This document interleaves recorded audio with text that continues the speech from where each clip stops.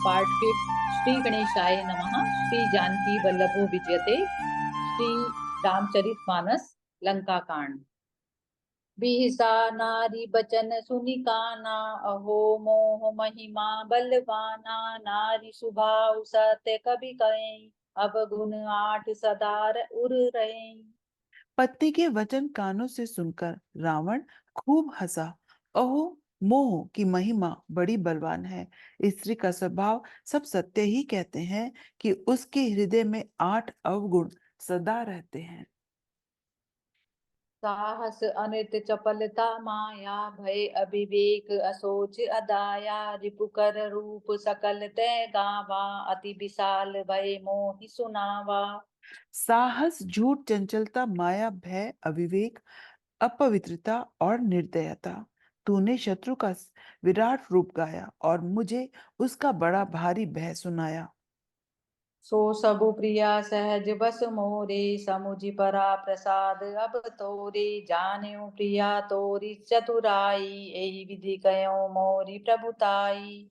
हे प्रिय, वह सब स्वभाव से ही मेरे वश में है।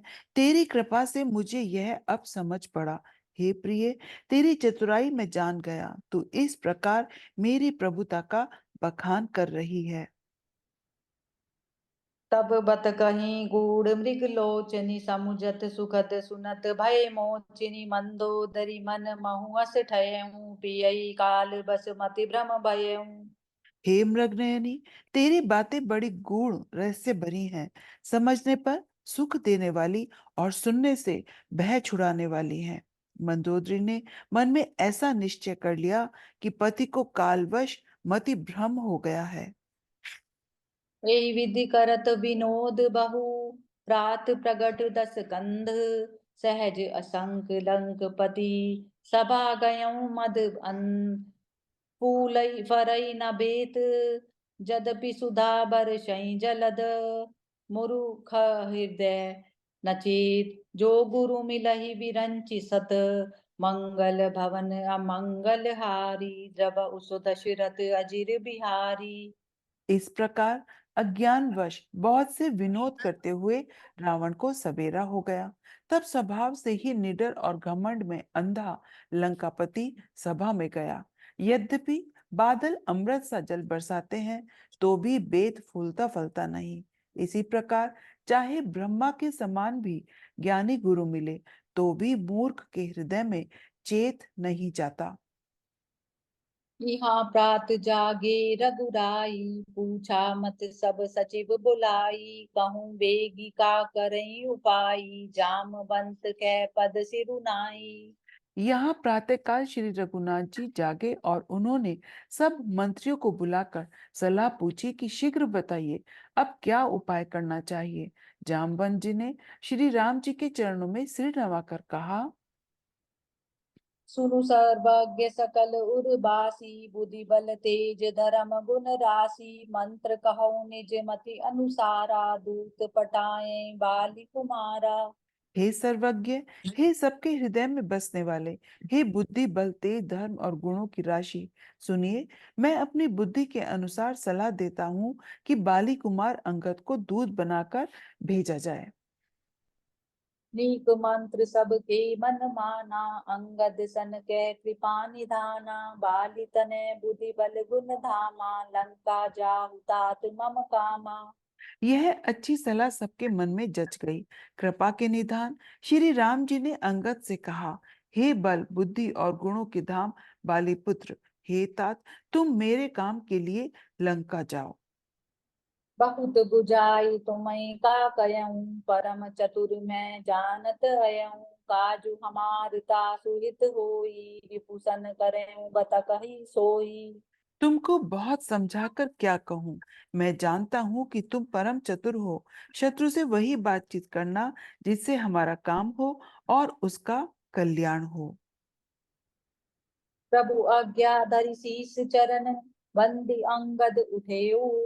सोई सोन सागर ईस राम, कृपा जा पर करहूं। स्वयं सिद्ध सब काज, नाथ मोहि आदर दियऊं। अस विचारी जुगराज, तन पुलकित हर्षित हियऊं। मंगल भवन अमंगल हारी, द्रव उस दशरथ अजिर बिहारी। प्रभु की आज्ञा सिर चढ़ाकर और फिर उनके चरणों की वंदना करके अंगद जी उठे। हे भगवान श्री राम जी, आप जिस पर कृपा करें वही गुणों का समुद्र हो जाता है। स्वामी के सब कार्य अपने आप सिद्ध हैं। यह तो प्रभु ने मुझको आदर दिया है, जो मुझे अपने कार्य पर भेज रहे हैं। ऐसा विचार कर युवराज अंगद का हृदय हर्षित और शरीर पुलकित हो गया। बंदी चरण उर धरि प्रभुताई, अंगद चले सबई सिरुनाई। प्रभु प्रताप उर सहज असंकारन, बांकुरा बाली सुत बंका। चरणों की वंदना करके और भगवान की प्रभुता हृदय में धरकर अंगद सबको सिर नवाकर चले। प्रभु के प्रताप को हृदय में धारण किए हुए रण बांकुरे वीर बालीपुत्र स्वाभाविक ही निर्भय हैं। पुर बैठत रावण कर बेटा, खेलत रहा सो होई गई भेटा। बातई बात करश बड़ी आई, जुगल अतुल बल पुनि तरुनाई। लंका में प्रवेश करते ही रावण के पुत्र से भेंट हो गई, जो वहां खेल रहा था। बातों ही बातों में दोनों में झगड़ा बढ़ गया, क्योंकि दोनों ही अतुलनीय बलवान थे और फिर दोनों की युवा अवस्था थी।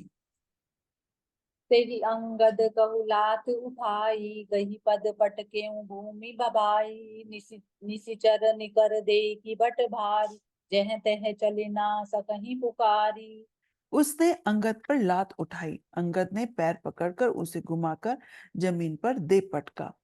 राक्षस के समूह भारी योद्धा देखकर जहां तहां चले, वे डर के मारे पुकार भी न मचा सके। एक एक सन मरमु न कहीं, समुझि तासु बद चुप करि रहे। भयउ कोलाहलु नगर मजारी, आवा कपिलंका जेहि जारी। एक दूसरे को असली बात नहीं बतलाते। उस रावण के पुत्र का वध समझकर सब चुप मारकर रह जाते हैं। रावण पुत्र की मृत्यु जानकर राक्षसों को भय के मारे भागते देखकर नगर भर में कोलाहल मच गया कि जिसने लंका जलाई थी वही वानर फिर आ गया है। अब धो कहा करें कर तारा, अति सभीत सब करहीं विचारा। बिनु पूछे मगु देहि दिखाई, जेहि बिलोक सोई जाई सुखाई। सब अत्यंत भयभीत होकर विचार करने लगे कि विधाता अब न जाने क्या करेगा। वे बिना पूछे ही अंगद को राह बता देते हैं, जिससे ही वे देखते हैं वही डर के मारे सूख जाता है। गयो सभा दरबार तब, सुमिरि राम पद कंज। सिठ नवनीत उतचि तब, धीर वीर बल पुंज। मंगल भवन अमंगल हारी, द्रव उस दशरथ अजिर बिहारी। श्री राम जी के चरण कमलों का स्मरण करके अंगद रावण की सभा के द्वार पर गए और वे धीर वीर और बल की राशि अंगद सिंह किसी शान से इधर उधर देखने लगे। तुरत निशाचर एक पठावा, समाचार रावण ही जनावा। सुनत बिहसी बोला दस सीसा, आनो बोली कहाँ कर कीसा। तुरंत ही उन्होंने एक राक्षस को भेजा और रावण को अपने आने का समाचार सूचित किया। सुनते ही रावण हंसकर बोला, बुला लाओ, कहाँ का बंदर है। आय सुपाई दूत बहु धाये, कपि कुंज रही बोली लेद आए। अंगद दीख दसानन बैसा, सहित प्राण का जल गिरि जैसा। आज्ञा पाकर बहुत से दूत दौड़े और वानरों में हाथी के समान अंगद को बुला लाए। अंगद ने रावण को ऐसे बैठे देखा जैसे कोई सजीव काजल का पहाड़ हो। भुजा बिटप सिर सिंह समाना, रोमा बलि लता जनु नाना। मुख नासिका नयन अरु काना, गिरि कंदरा को अनुमाना। भुजाएं वृक्षों के और सिर पर्वतों के शिखर के समान है। रोमावली मानो बहुत सी लताएं हैं। मुख, नाक, नेत्र और कान पर्वत की कंदराओं और खेहों के बराबर है। गयऊं सभा मन ने कुना मुरा, बाल तनय अति बाल बांकुरा। उठे सभासद कपि कहूँ देखी, रावण उर क्रोध विशेषी। अत्यंत बलवान बाघ के वीर बालीपुत्र अंगद सभा में गए। वे मन में जरा भी नहीं झिझके। अंगद को देखते ही सब सभासद उठ खड़े हुए। यह देखकर रावण के हृदय में बड़ा क्रोध हुआ। जथा मत गज जूथ महु पंचानन चली जाई।